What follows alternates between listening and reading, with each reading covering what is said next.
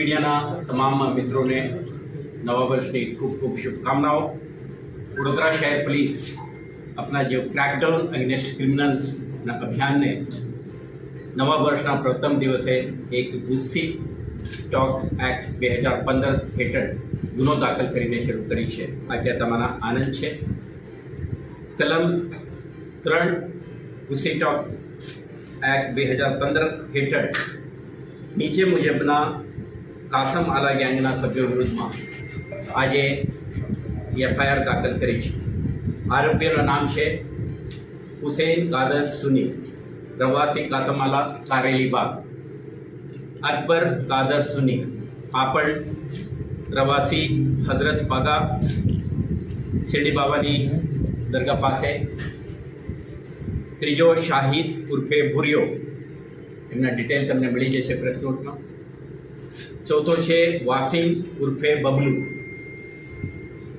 આ પણ બીજો ઉર્ફે નામ છે એમને માઝા સન ઓફ યુસુફ ખાન પઠાણ।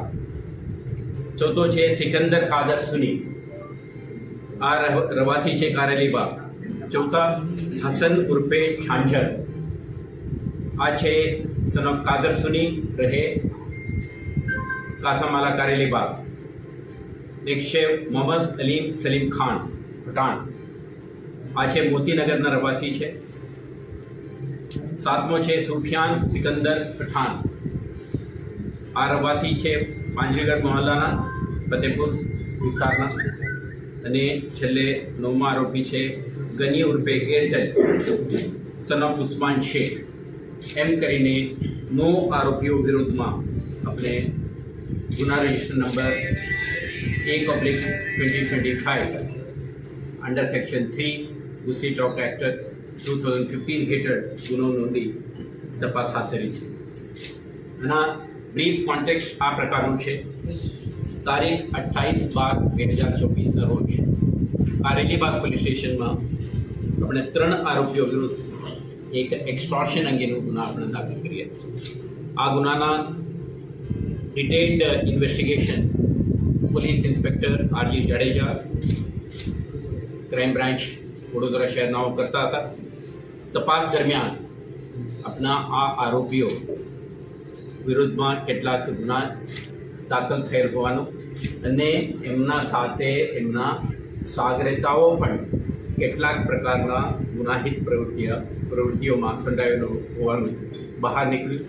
આ તથ્યના આધારે આપણે ડિટેલ્ડ ઇન્વેસ્ટિગેશન કરી આમાં આપણા ખબર પડી કે એક કારેલીબાગ પોલીસ સ્ટેશન જ્યુરિસ્ડિક્શનમાં કાસમ આલા નામના એક ઓર્ગેનાઇઝડ ક્રિમિનલ ગેંગ સક્રિય છે।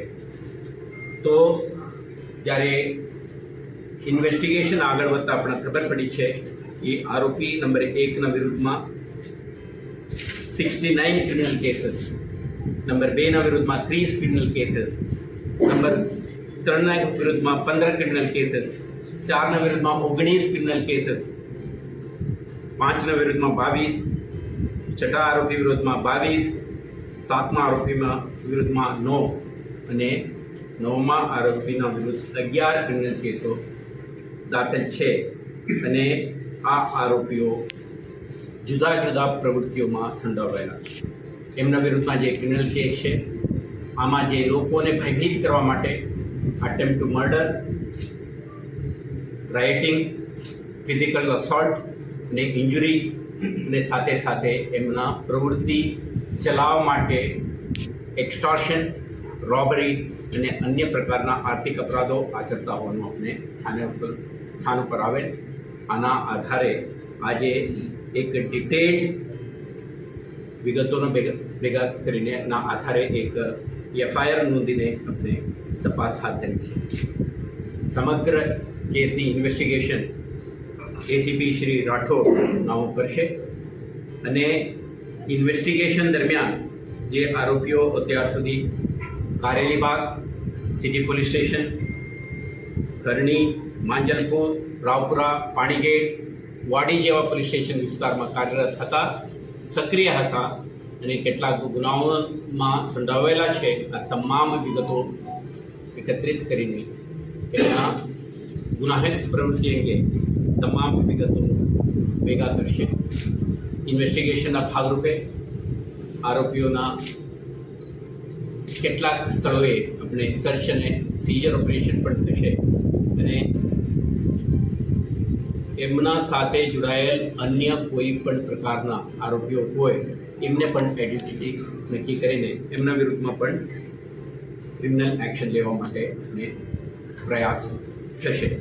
તો આ રીતે જે આરોપીઓ છે એમના ગંભીર ગુનાહિત ઇતિહાસ, વારંવાર એમના પ્રિવેન્ટિવ એક્શનના ભાગરૂપે તડીપાર કે prevention of anti social activities act 1985 હેઠળ પ્રિવેન્ટિવ ડિટેન્શન સુધીના કાર્યવાહી કરવા છતાં આ લોકો બહુ સક્રિય રહ્યા હતા.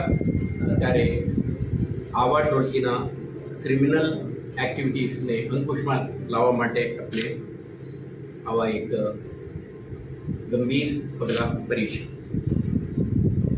આ એફઆઈઆર નોંધીને જે ઇન્વેસ્ટિગેશન હાથ ધરી છે આમાંથી આપણે શહેરજનોને એક સ્ટ્રોંગ મેસેજ આપવા માંગીએ છીએ કે વડોદરા શહેરમાં કોઈ પણ પ્રકારની ઓર્ગેનાઇઝ ક્રિમિનલ ગેંગની પ્રવૃત્તિ ચાલી શકશે નહીં.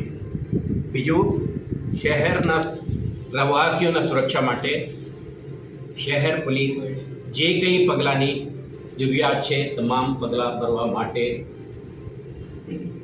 સક્ષમ છે અને કાર્યરત છે. તો એવા ક્રિમિનલ એક્ટિવિટીઝ વિરુદ્ધના આપણા ક્રેકડાઉન અને ફોર્મ એક્શન આ વર્ષ દરમિયાન ચાલુ રહેશે. આ કેસના ઇન્વેસ્ટિગેશન દરમિયાન જે કંઈ માહિતી બહાર આવશે